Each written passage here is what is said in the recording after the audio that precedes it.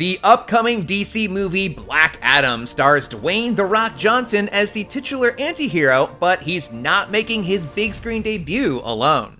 He'll be rubbing elbows and probably trading blows with the members of the Justice Society of America, aka the JSA.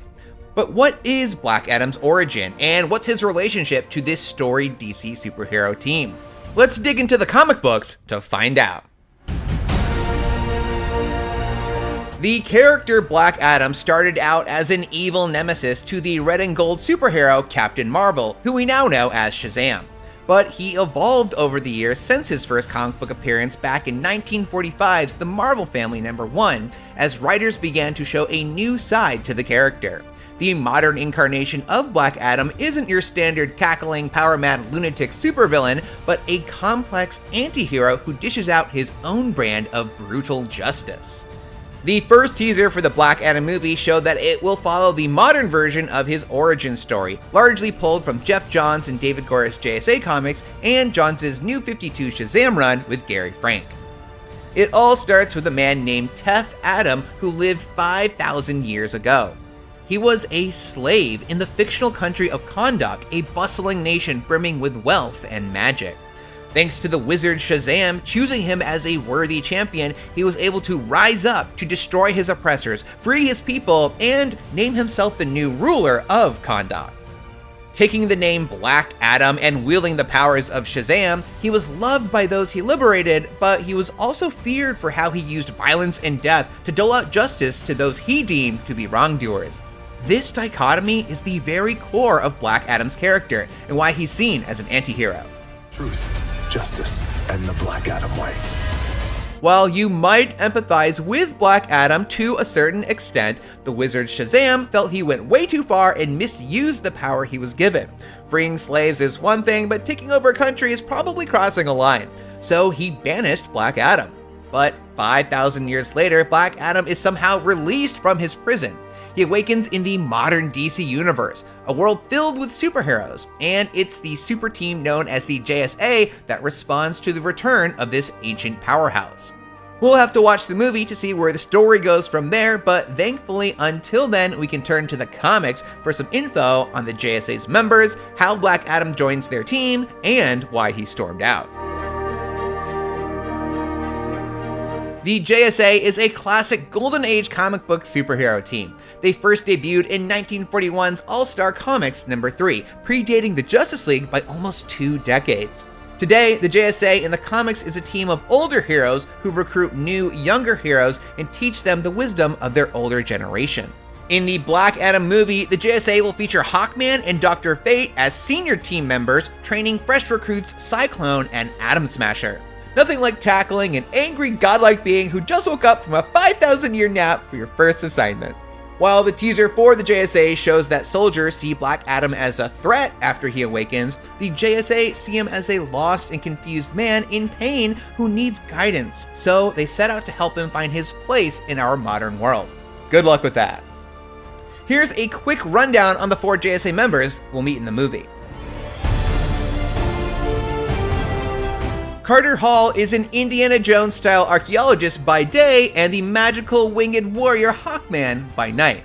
Carter has the power of reincarnation, and it turns out he's an ancient Egyptian royal named Khufu who has been reborn numerous times over the centuries.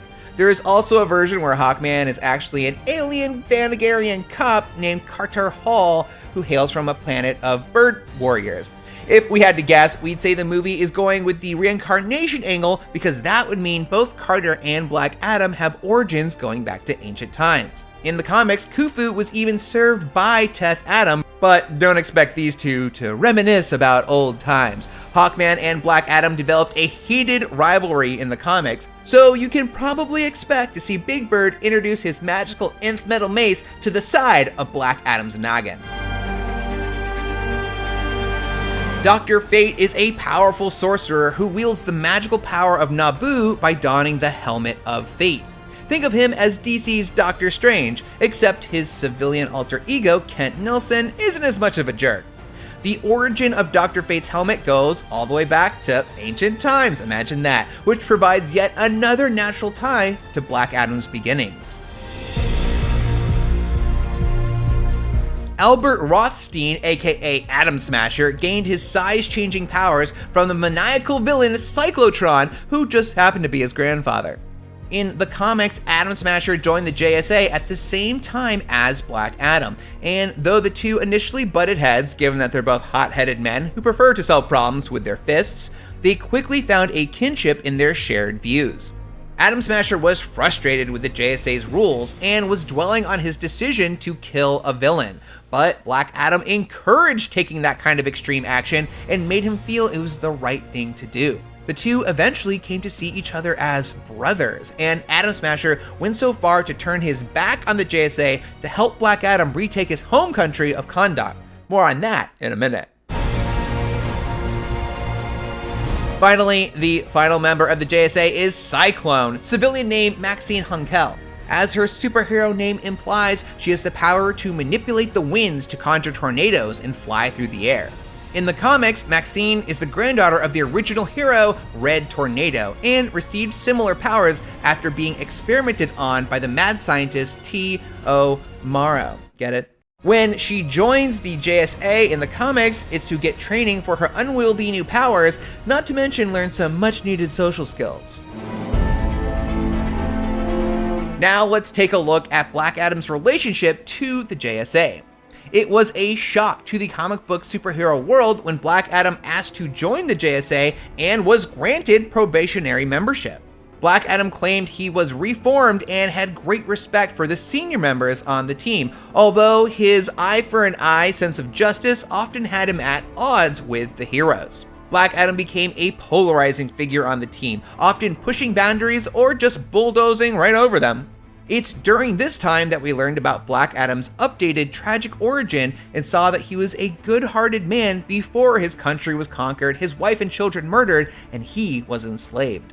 Even though Black Adam served on the team for some time, his desire to retake Kahndaq eventually put him at odds with the JSA, and in the end he broke from the team in order to achieve victory. When the dust settled, the JSA decided to let Black Adam control Kahndaq so long as he did not leave its borders and try to conquer the world, forcing him to prove he can still be a good man after all. Introducing a character like Black Adam will undoubtedly have a huge effect on the DC movie universe. He's a character powerful enough to go toe-to-toe with Superman, so how could he not? Dwayne Johnson let it be known that the hierarchy of power in the DC universe is about to change.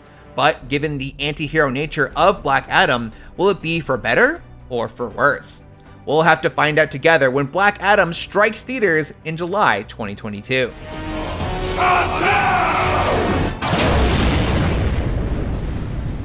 Thanks for watching. For more superhero stuff, keep it locked on IGN.